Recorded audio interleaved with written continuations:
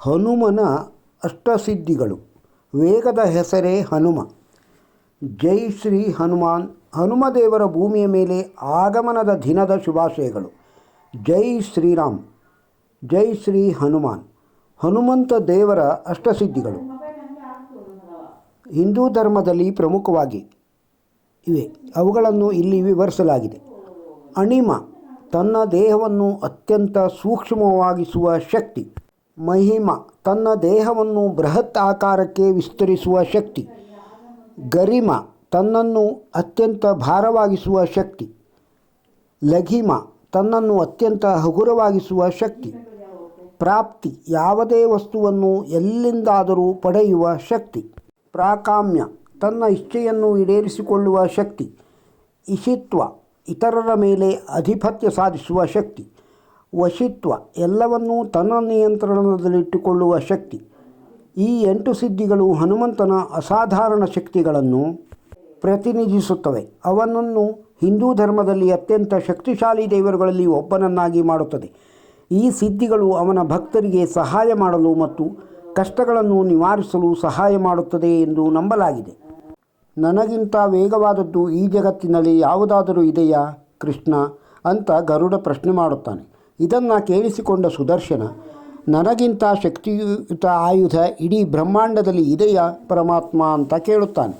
ಇವರಿಬ್ಬರ ಪ್ರಶ್ನೆಯನ್ನು ಕೇಳಿಸಿಕೊಂಡ ಸತ್ಯಭಾಮೆ, ಸ್ವಾಮಿ, ತೇತ್ರಾದಲ್ಲಿ ನಿಮ್ಮ ಪತ್ನಿ ಸೀತೆಯಲ್ಲವ, ಅವಳಿಗಿಂತ ನಾನು ಸುಂದರವಾಗಿದ್ದೀನಾ ಅಂತ ಗರ್ವದಿಂದ ಕೇಳುತ್ತಾಳೆ. ಈ ಮೂವರ ಪ್ರಶ್ನೆಗೆ ನಸುನಕ್ಕ ಶ್ರೀಕೃಷ್ಣ ಗರುಡನನ್ನು ಕರೆದು, ಹಿಮಾಲಯದಲ್ಲಿ ಒಬ್ಬ ತಪಸ್ಸು ಮಾಡುತ್ತಾ ಇದ್ದಾನೆ, ಆತನ ಬಳಿ ಹೋಗಿ ನಿನ್ನ ಸ್ವಾಮಿ ದ್ವಾರಕೆಯಲ್ಲಿ ನಿನಗಾಗಿ ಕಾದಿದ್ದಾರೆ ಎಂದು ಇಷ್ಟು ಹೇಳಿ ನೋಡು ಅಂತಾನೆ. ಮತ್ತು ಸುದರ್ಶನ ಚಕ್ರಕ್ಕೆ ನೀನು ನನ್ನ ಅರಮನೆಯ ದ್ವಾರದ ಮುಂದೆ ನಿಂತು ಯಾರೇ ಬಂದರೂ ನನ್ನ ಭೇಟಿಗೆ ಬಿಡಬೇಡ, ಅದು ಜಗತ್ತಿನ ಯಾವುದೇ ಶಕ್ತಿಯಾಗಿರಲಿ ಎಂದು ಹೇಳುತ್ತಾನೆ. ಇನ್ನು ಸತ್ಯಭಾಮೆಗೆ ನೀನು ಸೀತೆಯಂತೆ ತಯಾರಾಗಿ ಬಂದು ನನ್ನ ಪಕ್ಕಕ್ಕೆ ಕುಳಿತುಕೋ ಅಂತ ಹೇಳುತ್ತಾನೆ.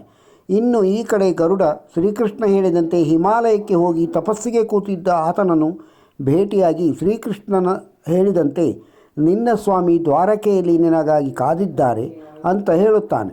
ಈ ಮಾತನ್ನು ಕೇಳಿಸಿಕೊಂಡ ಕೂಡಲೇ ಸಂತೋಷ ತಡೆಯಲಾಗದೆ ಶರವೇಗದಲ್ಲಿ ಗರುಡನ ಮುಂಚೆಯೇ ದ್ವಾರಕೆಗೆ ಹೋಗಿ ತಲುಪಿ ಶ್ರೀಕೃಷ್ಣನ ಮುಂದೆ ನಿಂತಿರುತ್ತಾನೆ.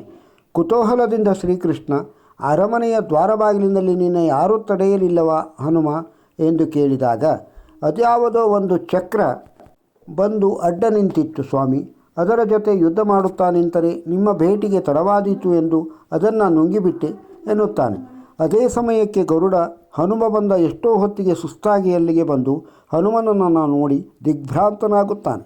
ನನಗಿಂತ ಇಷ್ಟು ವೇಗವಾಗಿ ಹೇಗೆ ಬಂದು ತಲುಪಿದ ಅಂತ ಇನ್ನೂ ಹನುಮ ಸತ್ಯಭಾಮೆಯನ್ನು ಕಂಡರೂ, ಸ್ವಾಮಿ, ಯಾರು ಈ ದಾಸಿ, ನನ್ನ ಸೀತಾಮಾತೆಯಲ್ಲಿ ಎಂದು ಕೇಳುತ್ತಾನೆ. ಅಲ್ಲಿಗೆ ಈ 3 ಜನರ ಗರ್ವ ಭಂಗವಾಗಿ ತಲೆ ತಗ್ಗಿಸಿ ನಿಂತಿರುತ್ತಾರೆ. ಈ ಕಡೆ ಶ್ರೀಕೃಷ್ಣ ಹನುಮನಿಗೆ ರಾಮರೂಪಿಯಾಗಿ ದರ್ಶನ ಕೊಟ್ಟು, ಈ ಘಟನೆ ಒಂದು ದೈವ ಸಂಕಲ್ಪ, ಸಮಯವಿಲ್ಲ ಹನುಮ, ಕುರುಕ್ಷೇತ್ರ ಯುದ್ಧ ಪ್ರಾರಂಭವಾಗಲಿದೆ, ನೀನು ಪಾಂಡವರ ಧ್ವಜವೇರಿ ನನ್ನ ಬೆನ್ನ ಹಿಂದೆ ನಿಂತಿರು, ನಾನು ಸಾರಥಿಯಾಗಿ ಬರುತ್ತೇನೆ, ಅಧರ್ಮ ನಾಶವಾಗಬೇಕಿದೆ, ಧರ್ಮ ಉಳಿಯಬೇಕಿದೆ, ಜೊತೆಗಿರು ಎಂದು ಆಜ್ಞೆ ಮಾಡುತ್ತಾನೆ. ಶ್ರೀಕೃಷ್ಣ. ಜೈ ಶ್ರೀರಾಮ್. ಜೈ ಹನುಮಾನ್. ಈ ವಿಡಿಯೋದಲ್ಲಿರುವ ಮಾಹಿತಿ ನಿಮಗೆ ಇಷ್ಟವಾಗಿದ್ದರೆ ಒಂದು ಲೈಕ್ ಕೊಡಿ. ಇದನ್ನು ಇತರರಿಗೂ ಶೇರ್ ಮಾಡಿ. ನಮ್ಮ ಚಾನಲ್ಗೆ ಇನ್ನೂ ಸಬ್ಸ್ಕ್ರೈಬ್ ಆಗದೇ ಇದ್ದರೆ ಸಬ್ಸ್ಕ್ರೈಬ್ ಆಗಿ. ನಮಸ್ಕಾರ.